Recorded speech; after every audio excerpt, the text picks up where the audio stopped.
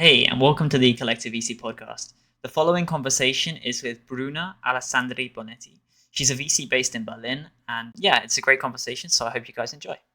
Perfect. Thank you so much, Ollie. I'm an investor at Leanox. We focus on impact investing, including social and environmental impact. I had previous experience in ClimateTech, and so that's how it brought to the transition and wanting to keep that also when joining VC. So, how did you know you wanted to start working in climate, and roughly when do you think that was? I think especially with our generation, it feels very natural to wanting to be involved into improving today's world. And when deciding also kind of a sector to bring forward when investing, I think choosing social and impact topics feels very logical to me. So yeah, that was more drawn from, I guess, all the awareness related to climate challenges. So, do you think climate impact investing is the impact investing that's most important to you, or would you like to end up doing something else eventually? I'm open also in a later stage investor role. So I'm definitely interested in the future to move as well to growth or private equity, but still trying to remain within the climate tech and impact side. So still that would be the topic, but maybe seeing also bigger deals, since I also believe they would be able to bring a higher impact as well, right? So if the project is bigger, definitely the what you can bring to the table is also a bigger change. I'm curious if you can talk a little bit about your journey into VC, because for most people, especially with climate tech, it feels like these are quite scientific topics. And I wonder if you have a scientific background and whether or not that helps you or not. And if you don't have a scientific background, how you get around that in the job. Yeah, absolutely. So when choosing my career path, I wanted to become a doctor. Now, the reason why this is related is that I studied in the UK, where you have to choose kind of your major subjects. And then I decided to move into business. And so I didn't continue my studies into these more scientific subjects. However, it was always something I was very interested in. And so I would also spend my free time reading and getting more in-depth knowledge still within, scientific topics. I then worked into a climate tech startup, and there I had still a very business role. But I think I got closer into the understanding, okay, what are specific, even metrics that we're using, or into the actual product development. So I think also through this experience, I kept this connection with the climate tech. And this is how I transitioned. So I was supporting the startup fundraising, and in the process, getting to know a lot of VC, and found the VC scene extremely interesting. So then switched to VC. So do you think having hands-on experience as an operator in climate tech gave you an edge when it came to VC investing? Definitely in the topic, you're able to understand more into the specific of the industry where you already work. I still think is not necessary. So we are industry agnostic, meaning, yes, now I have this knowledge into this specific sector where I worked, right? But we still invest in health tech and other industries in which I do not have a direct experience. And so there it comes a lot with finding the right experts to talk to that are able to give you kind of this edge. So you do not need it. Definitely it helps, but you find ways to get around it. For example, these connections with who to talk to that you think would be a great expert to give you feedback on. Interesting. I wonder if you can talk a little bit about what it's like curating a network like that and how you even build those relationships in the first place. What does that person get out of it, if anything, and how do you make that sort of mutual and fair value exchange? Yeah. Well, first of all, when looking for experts, often you're looking for individuals that are particularly good into their sector. This can be by both looking at someone that is having that role professionally or academically. So sometimes even professors over a specific topic. Normally, I manage to find these experts also through just the network I currently have. So friends of friends, people you meet at a conference that maybe is in the health tech sector, they were previous founders or angel investors and so on. And by asking them, you're often also able to find experts within maybe bigger companies that they can connect you with. So always my technique is always going on LinkedIn and looking for kind of what would be the ideal profile to talk to and seeing who we have in common and who could do an introduction schedule a call and have this discussion. And on to the next question. What do you think the power dynamics that are at play in impact investing are, whether that's inside a firm or when you're just interacting with, all of the different people you have to do in your role? What does that look like? And maybe you could tie that into a little bit about what it's like trying to break into VC as a woman. Yeah. So very different questions. I will start with the first one. I think who really holds the power in the VC scene are mainly institutional investors and policymakers. Institutional investors, because they will be the one that when a VC fundraise are allocating the majority of the capital. They are deciding therefore which industry they want to move forward the most, right? Whether it's impact or whether they decide that defense right now is the biggest thing. So, they're the one moving it the most. And policymakers, because they're the ones that are able to, for example, force funds to implement ESG factors reporting, or now it comes to my mind the SFDR classifications, right? That has been now being implemented, and so these are also pushing VC funds into taking specific directions or reporting and so on. So those two are, I think, are the ones that have the biggest power in the game. And moving also to the question of what's like being a woman or breaking into the VC scene as a woman is definitely challenging, because so it's also, you're more likely going to experience bias. And for me, the two biggest thing I noticed when applying for jobs and then being part of the VC scene was, first of all, that for the majority of the VCs where I applied, I would have been one of the only women in the team. And so when, these things come up, that's completely fine, right? But you really see what a big gap there still is. And the second point is when attending a lot of conferences and speaking events, you really see how definitely as being also young and a woman in the VC scene, you feel like having to prove yourself more. So have to focus on giving a lot of data and just demonstrating kind of that you're there for a reason and that you have the skills for it, basically. My partner has spoke about that a lot when we go to conferences together. She's always thinking about there's a difference in how we're treated, and I didn't really open my eyes to it until I really paid attention to that. So that's really interesting that you shared that also.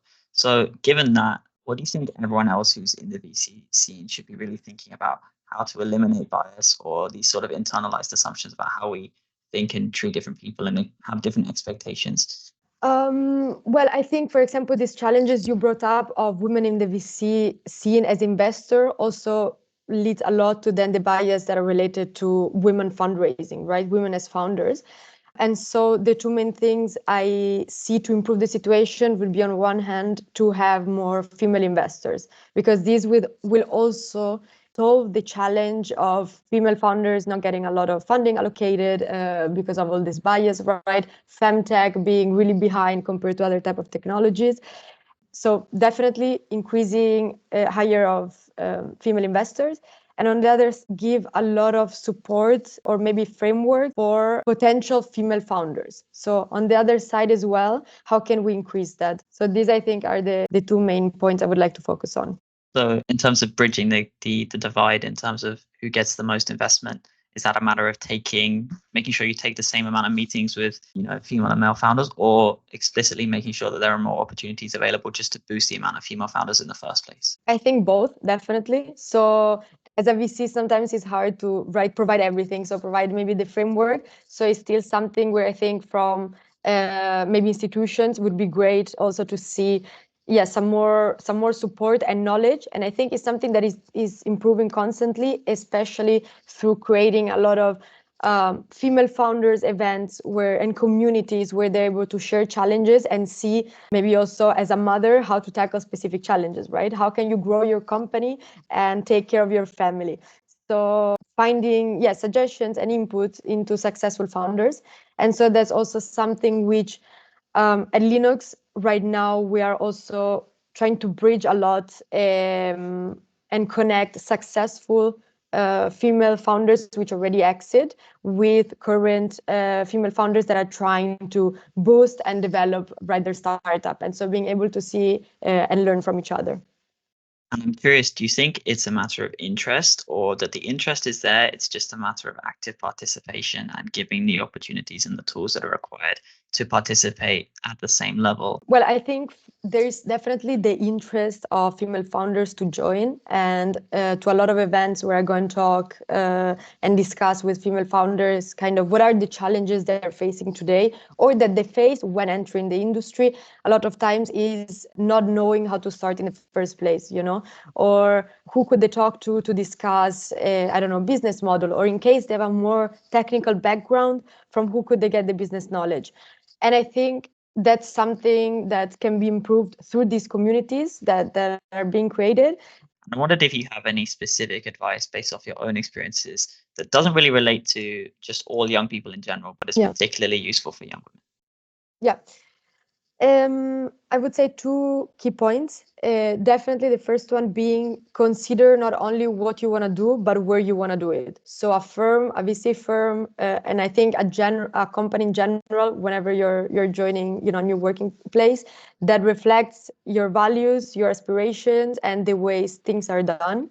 Because I think also, for example, in the impact and climate tech space, it doesn't mean that if a company has this focus, they do it the right way.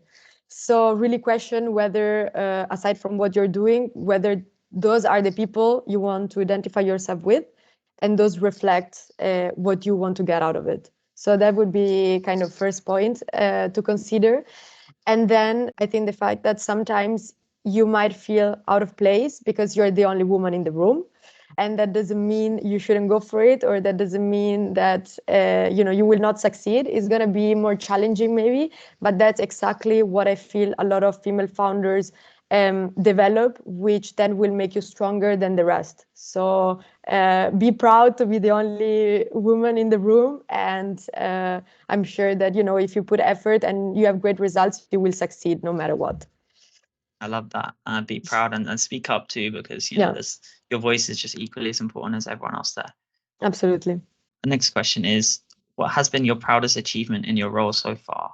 So interesting question, because I think as an investor is still not a crazy exit, also because we have to wait some more years for that to come. But I think I started attending a lot of conferences and events, as I was mentioning previously, with female founders. And the biggest achievement, and also with universities. So also my previous university, to go and talk to some entrepreneurs, alumni, or just bachelor students to help them also in the career choice. And what has been the most driving and motivating experience was helping women students to become founders. And so supporting them through the journey, giving them kind of all the information, knowledge, and suggestions into kind of how to bridge to that part. And I think that's been the most rewarding part of the job. Do you think you're going to do more mentorship in future, or would you like to just focus on VC? No, I think it will always be something going by the side of my career. So I find it really, really interesting, and it's something I love. So we'll always be there. One day, I hope I will be a founder as well. So I'm just waiting for the right idea to go. And so I think it's great to see a lot of people having all this energy and drive. So I find it very, very inspiring, and it gives me also a lot of energy. So I'm also very thankful to them for giving me this. If you did found something, would it be in climate? Definitely having an impact either on social problematics or climate, yes.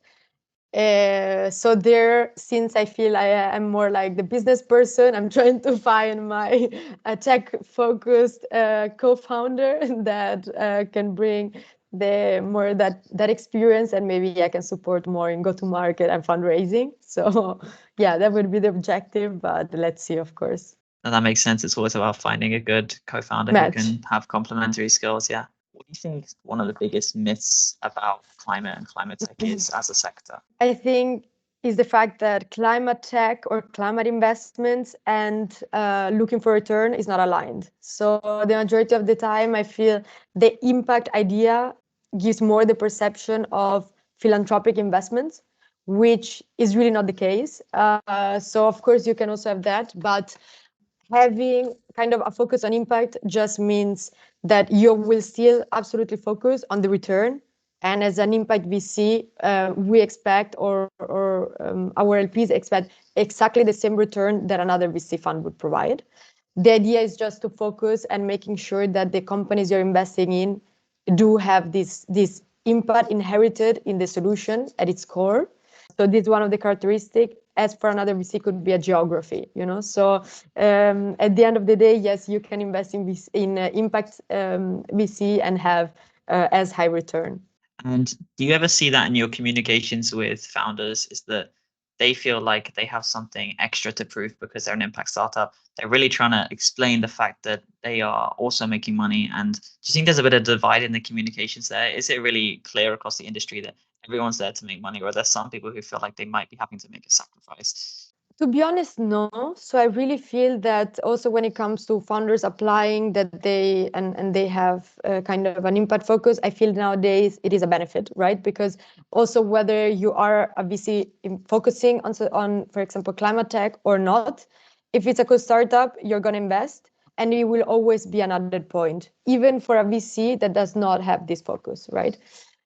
So I don't think it's something where they're trying to explain it or where they're where they need to prove themselves in, and maybe more into the social focus. But then, through the already at the second call, you move into financial modeling and so on. So I feel there is not really the need to show in other, by explaining a lot of different things compared to just showing what is your go-to-market strategy and how you're expecting to be profitable. Just because you mentioned financial modeling, are those the skills you find more, obviously they're not as entertaining as talking to founders and going to conferences, but were they harder to pick up than the sort of interpersonal soft skills that are required in VC? And do you think that they're a barrier to entry for the average person who wants to learn how to become a VC or become an investor? I don't think it is particularly challenging. So you learn really, really fast. Also because there are some specific step by step that you will do whatever industry you're looking at. And especially, I think in early stage VC, financial modeling will not be the strongest aspect. So definitely it is extremely important because every time you have to consider whether that startup has the potential to return to the whole fund. So that's a priority, but you cannot only focus in on that. A lot of startups that VC invest in still have a perfect financial modeling plan, and at the end of the day, maybe one of the founder quits or something has happened in the technology. So some parts I think are sometimes overlooked. For example, the patent, is it within the company or is it with one of the founders? If one of the founders leaves, what happens to the company? So a lot of these aspects as well. But what I find most interesting is that nowadays I really feel is as much of a choice of a VC where to invest as of a founder to choose from who they want the money. So if you have a great deal, it's going to be very competitive also as a VC to be in the round. And so also as a VC investor, kind of how will you manage and what value can you bring to them? So a lot on both sides, let's say. Interesting you talk about getting into these sort of more exclusive rounds. I've always found that quite interesting about the VC industry is it's quite feels like a bit of a herd mentality is that everyone wants to rush in when there's other excitement and more interest elsewhere. Do you think it might be the role of a VC, especially a good VC nowadays, to maybe find the less served rounds or really dig and try and unearth those sort of rarer startups that other people don't necessarily see the value in? Yes, I think that's the dream of any VC, right? So that's the objective. I still do think that, especially in the VC of a market, there is a lot of collaboration involved, which is something I love about the industry. But that means that if I see a cool deal and I think another VC could be interested, I would not wait to just kind of call my colleagues and say, look, I found this deal, it's great. So if it's an interesting deal, the information moves pretty quickly. So you would be able to find some deals that maybe are not as hyped because of the risk of, I don't know, market dynamics. But I always feel that there is a reason why there is not the traction in that moment. So it's okay to invest in it and maybe take more risk on a specific topic. But I think you also need to be aware as an investor what type of knowledge you have in the industry to be able to either support the startup or to be able to assess how great it is.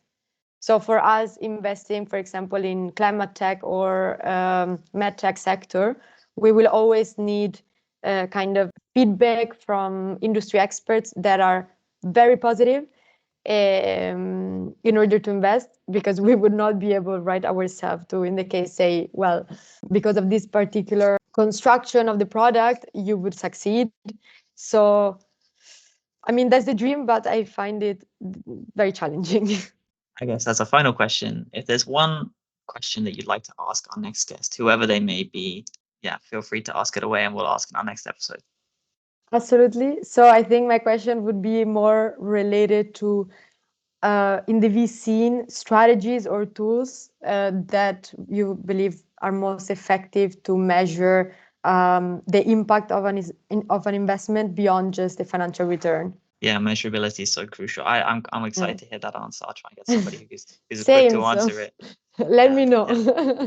Well, other than that, thank you so much, Bruna, for sharing the time. Yeah, you didn't have to do that. I really appreciate it. And yeah, that was the Collective VC podcast. So thank you very much. Thank you. Thank you so much, Ollie.